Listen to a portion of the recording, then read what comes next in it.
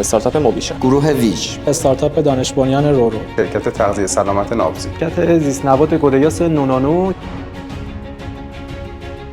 استارتاپ ما فعالیتش رو تو زمینه واقعیت افزوده و واقعیت مجازی شروع کرد. در زمینه تولید بند و برنده خون و همینطور ترمیم زخم در حال فعالیت است. رورو یه سامانه آنلاین هوشمند در زمینه حمل و نقل اشتراکی پاک و عمومی هستش. این موبیشا یک اتوماسیون فروشه مثل دیجیکالا، مثل اسنپ شاپ و کمک میکنه که این فروش آنلاین براشون راحت‌تر اتفاق بیفته. نابزی تولید کننده نوشیدنی‌های سلامت محور هستش.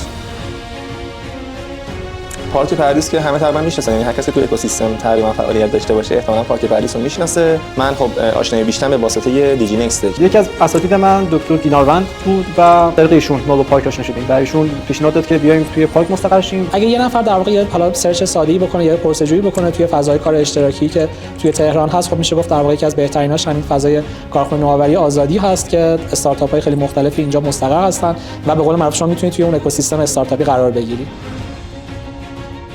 واقعا تجربه من از حمایت پارک پردیس تجربه بسیار مثبتیه و خودم همیشه اون رو به کسب و کارهای نوپا و حتی اونهایی که تو سری‌های جلوتر رانت‌های 1 یا 2 جذب سرمایه هستن هم پیشنهاد می‌کنم. مجموعه پارک لطفی که ما داشتن با توجه به حمایت‌های مالیشون از طریق صندوق‌های مستقر در خود پارک، این فضا، این بستر باعث شده که بالاخره این سرعت رشد راحت‌تر بشه. فضای پارک پردیس خیلی کمک میکنه که شما بتونید واضح‌تر و روشن‌تر اون هدفی که می‌خواید بهش برسین رو ببینین، با چالش‌های مختلفش به واسطه تجربیات آدم‌های مختلفی که اینجا هستن آشنا بشین. با حضور توی پارک اینا خیلی راحت‌تر میشه. خود مسئولین پارک تو این زمینه‌ها خیلی کمک میکنن که اون چالش‌هایی که وجود داره حل بشه و ما دغدغه‌مون فقط اون رشد استارتاپ برای کسب و کارمون باشه. استارتاپ‌های خیلی بزرگی اینجا مستقر هستن. پس بنابراین اگه شما می‌خواید ارتباطی ایجاد کنید، اگه می‌خواید شبکه‌سازی بین اون در واقع تیم‌های دیگه‌ای که اون زنجیره تامین شما رو در واقع کامل می‌کنن، اینجا موقعیت هست که بتونید اون ارتباط با بقیه تیم‌های اینجا برقرار بکنید.